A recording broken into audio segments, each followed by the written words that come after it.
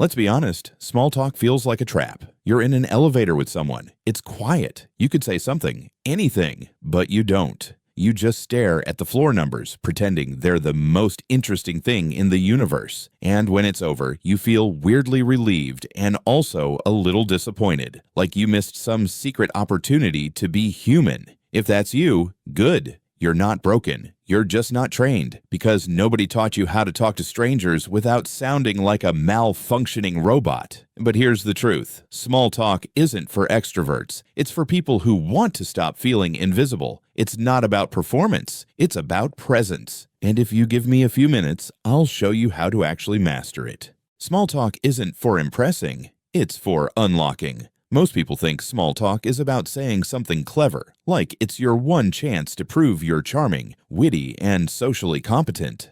Nope. Small talk is not a stage. It's a doorknob. You're not trying to win an Oscar. You're just trying to say, hey, I'm open to talking if you are. Think of it like this. When you walk into a room, small talk is the verbal equivalent of holding the door open for someone. It's polite, quick, and not that deep.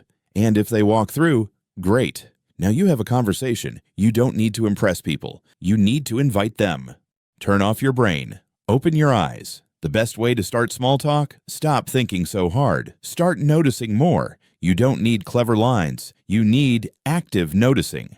Look at what's happening around you. Someone's wearing headphones with a bright orange cord. Say, respect for the retro vibe. Someone's reading a thick book. Try, you're either super studious or super bored.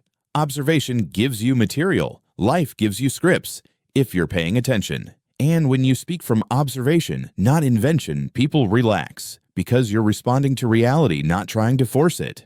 Ask less. Invite more. Interrogation isn't conversation. If your go-to is, what do you do? Or, where are you from? You're giving off airport security vibes. Instead, try saying something about the person that lets them respond how they want. You give off productivity guru energy. That jacket says, I make playlists that slap. These are half jokes, half invitations. People can agree, deny, joke back, or just laugh. It's low pressure and high reward. The point is not to be right. It's to be warm.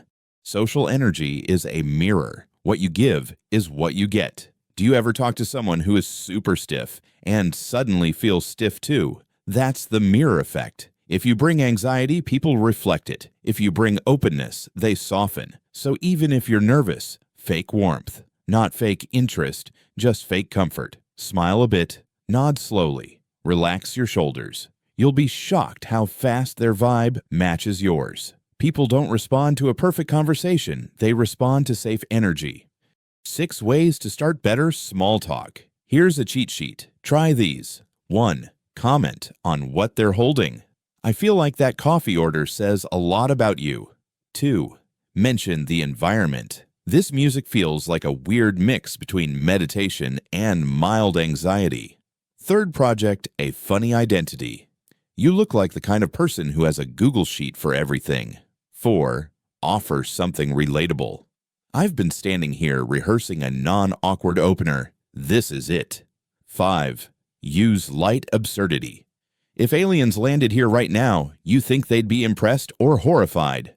6. Ask oddly specific but easy questions. What's the most oddly satisfying YouTube video you've ever watched? The goal isn't originality, it's access. You're giving them a safe bridge to walk across. Silence isn't death, it's a reset. Awkward silence doesn't kill the vibe. Panicking over it does. Let silence breathe. Smile through it. Make a light comment.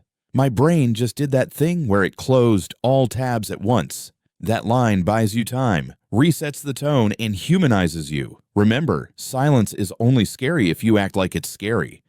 This is a skill, not a gift. Small talk is a muscle, and like any muscle, it grows with reps. You're not bad at it. You're just rusty. Start small. Compliment someone's outfit. Ask for a small opinion in line. Say one sentence more than usual. Track your wins, track your flops. Don't try to be smooth. Try to be present. The more you do it, the more your brain builds social reflexes. And one day, you'll be talking to a stranger mid-convo and realize, holy crap, I am doing it. Real talk. What's the point of all this? You might ask, why bother? Because loneliness sucks. Because connection matters. Because the ability to break the silence is one of the most underrated life skills ever. You don't need to be popular. You don't need to be funny. You just need to be the kind of person who tries. We live in a world where everyone's staring at screens and dodging eye contact like it's a laser beam. Being the one who talks first, that's a superpower. Wrap it up, so let's review. Don't try to impress. Try to invite. Don't think. Observe. Don't interrogate. Warmly provoke. Don't fear silence. Name it and move on. Don't fake being extroverted. Build reps like an introverted gym rat. Small talk isn't for talkers. It's for humans. And you're already one of those. So next time you're in line, in an elevator, or sitting next to someone in awkward silence, break it. Say something small, something real, because the truth is, small talk is never really small. You got this.